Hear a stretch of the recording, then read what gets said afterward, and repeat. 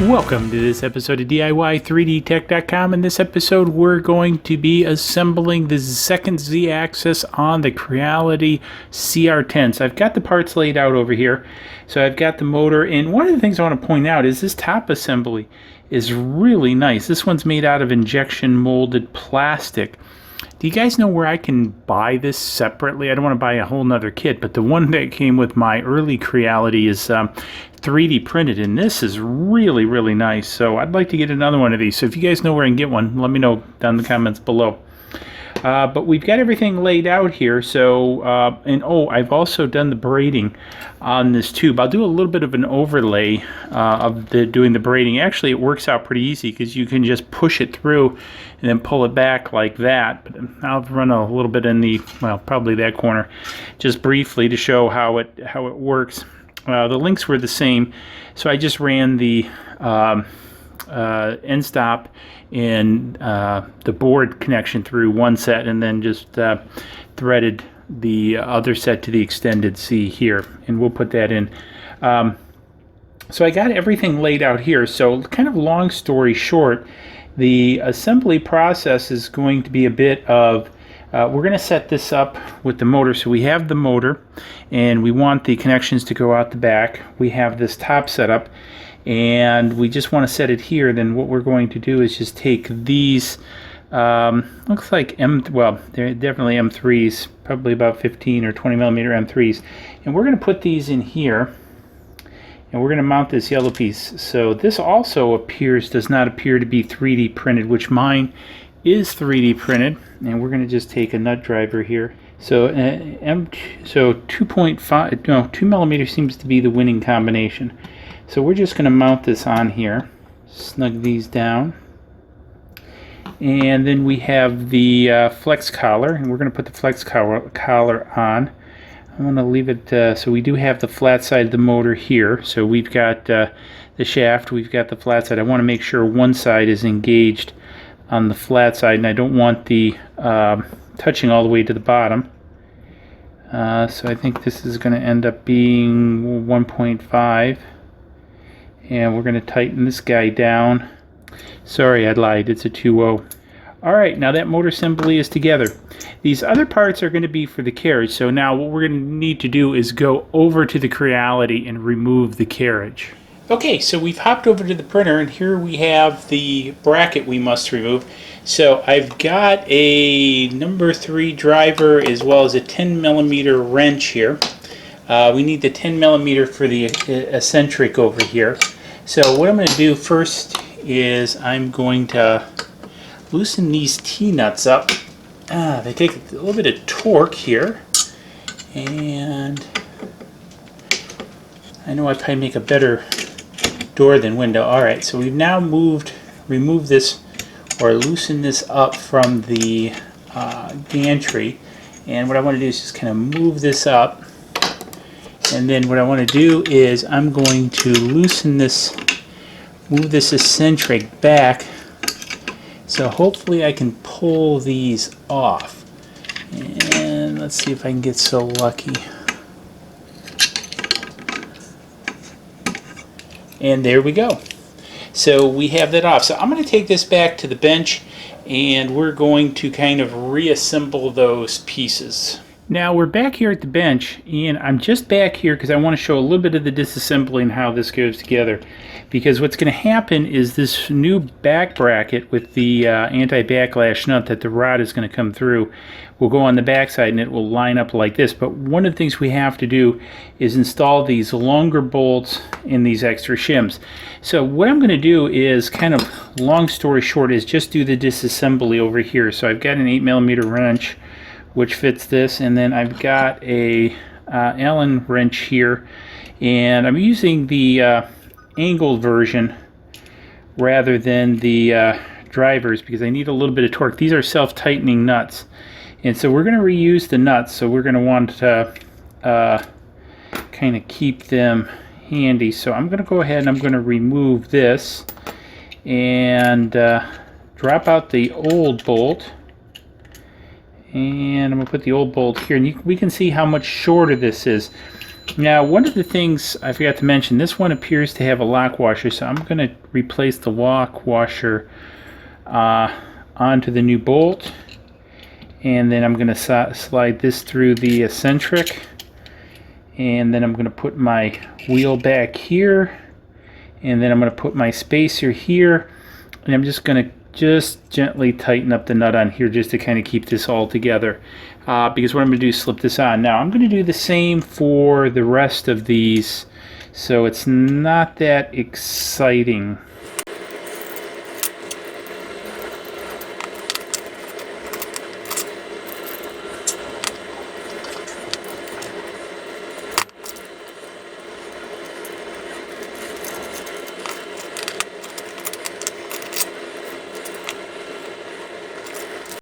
Okay, so we now have this assembly in place, so what we're going to do is go back over to the Creality and mount this whole setup up with this new plate. So let's head back to the Creality. Okay, so we're back. So what we're going to do is we're going to slip this back on, and what I'm going to do is kind of run this down and put the T-nuts back in this gantry piece here. Now what I'm going to do is I'm going to go ahead and I'm going to mount up this bracket by, again, going through removing these knobs, because actually just looking at it, so I did make a mistake. I'm going to have to move this up because, see, this gantry, this one right here with the eccentric, it's actually behind the rail. So I'm going to have to actually move this up a little bit so I can get at it and then slide it back down to mount it on the piece. So I'm going to go ahead and take these nuts back off, and hopefully the wheels will all stay in place. This takes a little bit of jacking. As you can see, things want to fall off pretty easy. So again, that's why I just put these on here kind of loosely so they kind of hold into place. And again, sorry if I'm making a little bit better door than window. It's kind of hard to work around the camera and also get this. So now we're going to place this, and obviously it only goes really one way on, and this is the way on it goes. And so, and the thing is, you got to get 3 holes lined up, and the wheels have to be where they need to be for everything to line up. And this one guy doesn't want to line up. I think we got him.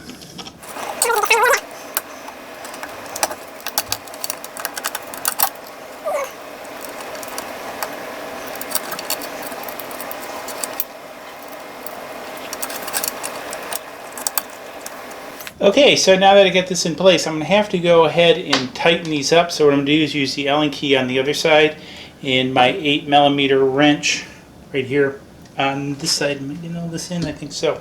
So I'm going to probably fast forward through this piece because this, again, is a little bit like watching paint dry.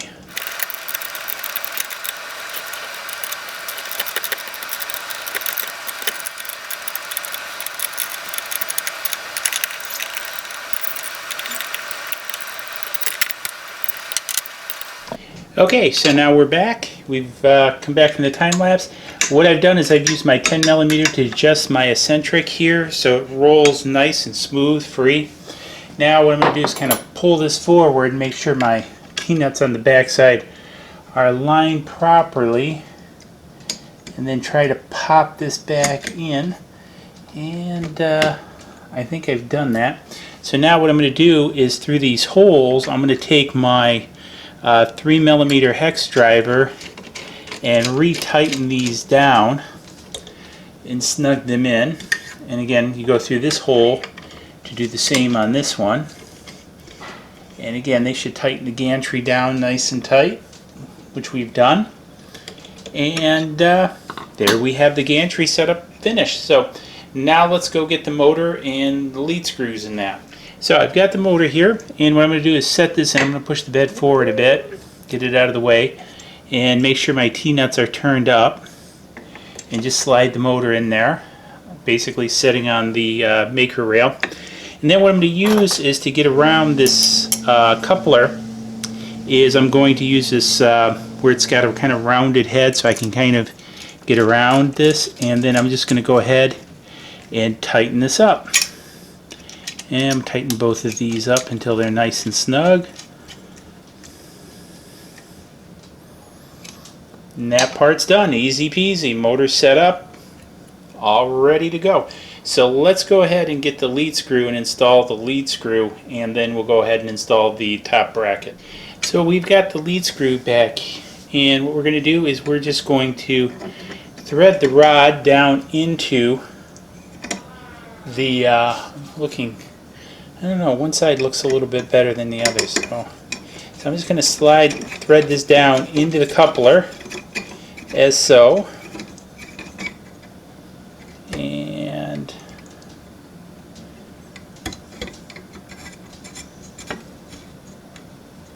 there we go. That's sitting very nicely inside the coupler. I'm going to lube these all up later and everything, so just making sure I'm setting it in there because it's now pushing up the gantry as I turn this. So this is good. So now what I'm going to do is, now I think that was, sorry, I keep, is that 3? Nope, it's 2. So I got my 2mm here. I just tighten this down on this rod.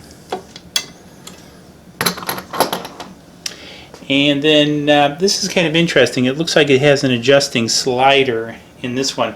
My other one is simply fixed, and this one looks like it has a bearing in it. And my other one doesn't have a bearing in it. I'm going to see if I can't get another one of these. So again, if you guys know where I can get one, let me know. So I'm going to go ahead and I'm just going to pop this on the top. I'm not going to worry about moving the camera. It's pretty simple. Basically, you have two very similar nuts in there, and you just take the driver inside this middle piece, if I get it in the frame here, and snug it down while you push the rod through there. The way it looks, you can use these, I don't know, maybe to release the bearing. It doesn't seem like you can slide it back and forth at all. So again, I'm just going to drop it on top. I'll do an overlay with a still, because again, it's not that exciting. Okay, so we have this up, and we've got this installed. Again, pretty simple. Took a 2.5mm hex driver, just mounted it in there. You kind of want to let this find its own level, or where it wants to settle into, and just tighten it down. You notice this one actually sits up a little bit higher than the other one, because again, if I were to pan over, this one here is actually 3D printed, and it doesn't have a bearing in it. It just, the rod sticks through it. This one again is much nicer, so I'm pointing to something you can't see, so let me pan back. This one's much nicer. Also, if we look down, we've got all this installed, so the next part, let's move over to do the electronics. Okay, now we're going to tackle the electronics component of this, or basically just plugging it inside the box. So I've unplugged the unit so it is powered down. I've also turned the power switch on to discharge any capacitive charges that were inside here. And then what we're going to do is we're going to take this 0.2mm, and then what we're going to do is remove these 4 end caps, maybe 5. I gotta see, I haven't taken this one apart.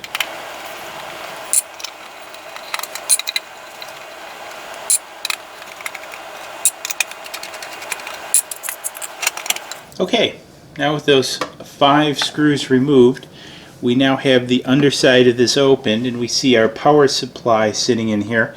And then what we'll have to do is we have, the way it looks like, some 0.25, see, make sure I get this in here, some 0.25 bolts here, which we will remove.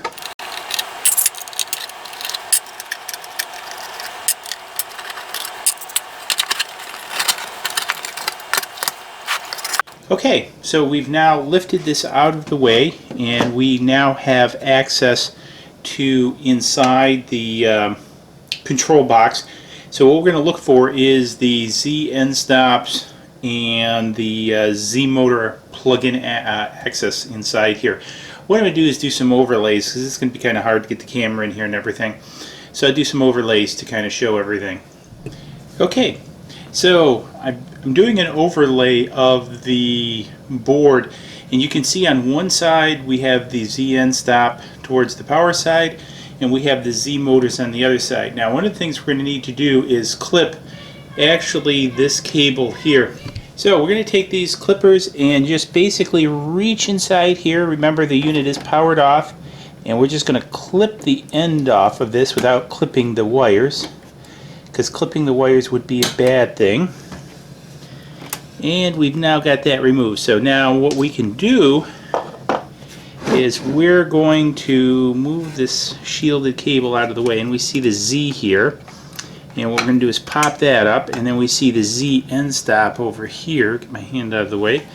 And we're going to pop that up, and then what we're going to do is kind of look for this cable set, which is right here. Kind of pull these together. Then what we're going to do is determine on this back side which one it is, and I have hold of it, and I am going to pull this out the back side. Now you probably want to pull one cable at a time out. Now what I discovered is I've actually got another cable tie snuck way back here in the back. I don't know if you can see it, that I'm going to have to snip off. Again, we want to be very careful you don't snip the wires. Okay, we've now got that one removed. Yippee. Now let's try it. Now that's moving smoother. So there's a rubber grommet on the back, and it's going to be a little bit to get these out, especially the stepper motor. Well, we got them out. So not without a little bit of fraught and fight. So I'll put that back in.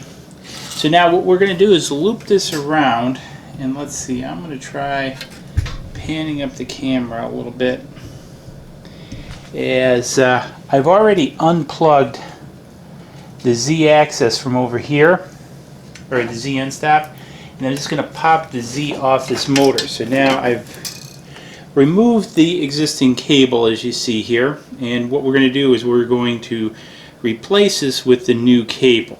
Now I've got the new cable, and I'm going to reinsert it in a similar fashion. I'm going to stick the end stop end through the rubber grommet first, and then I'm going to kind of take the stepper motor plug-in end stop and kind of angle it and try to stick it through. Then what I'm going to do is I'm going to pull the braiding into the grommet a bit so it's a clean look. Now one of the things I did do is take some heat shrink and shrink it over the top of this end to clean this up. And we'll use this to plug in over here eventually. But first what I want to do is I want to get the end stops plugged back in here. So I'm going to plug the end stop back in where we remove the old one. Okay, that's plugged in, and then what we're going to do is we're going to plug in the Z motor, and then what we're going to simply do is get some zip strips and re-zip this up. So nothing too exciting there. So I'm going to finish this up, and then we're going to go over and plug everything in over here.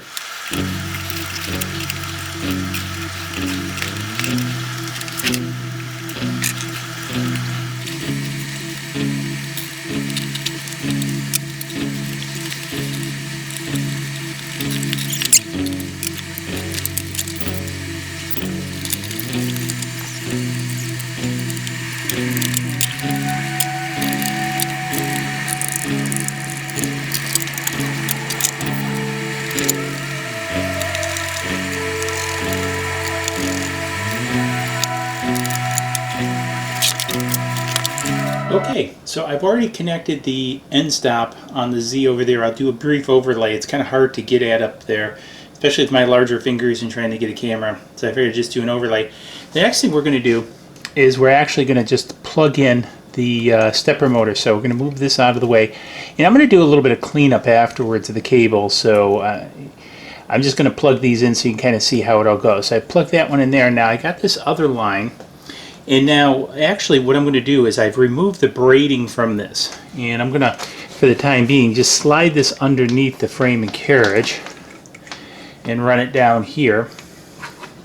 And then from this side, I'm going to run it up and twist it around and plug it in this motor.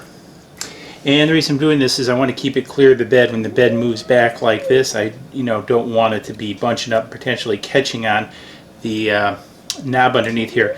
What I'm actually going to do is 3D print up some clips and actually clip this cable around here, back under here, and then back around out this way is what I'll do with some clips. I'll have the link to those clips below. They're just some 2020 clips. And so let's head around, and I'm going to show you how I typically align the z-axes. So let's head to the front. Now, what I typically do is I use my metal scale, and what I do is I run, or by hand, I run the Z down onto it, and so now it's tight on this side.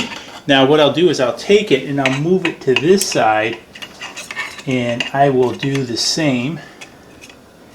And I think I'm pretty close as it is. So I just needed to go about a quarter turn. Now I'm sitting tight on this side, because if it's off a little bit, this is where we adjust it in our tramming. It won't be perfect, you know, unless you really want to get crazy and put in some dial indicators here and all that kind of stuff. But I find just using this metal rule is good. Now the thing is, I'm doing it against the frame over here and over there, not the bed, because this bed is not fixed, whereas these frames are fixed. And so that's what I'm using as my reference point for measuring these. So now we're basically done. So let's go see if it works.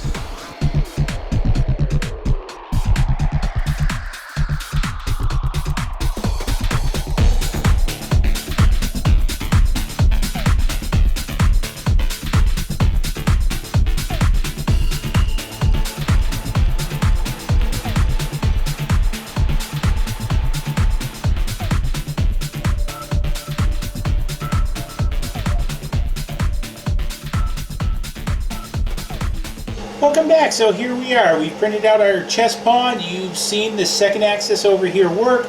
So really easy mod. Not a whole lot of effort going into, you know, making this modification. I haven't had a chance yet to tidy up the wires over there a little bit, but I'll get to that. Just kind of wanted to show you guys how this all worked, how easy it is to add a second axis.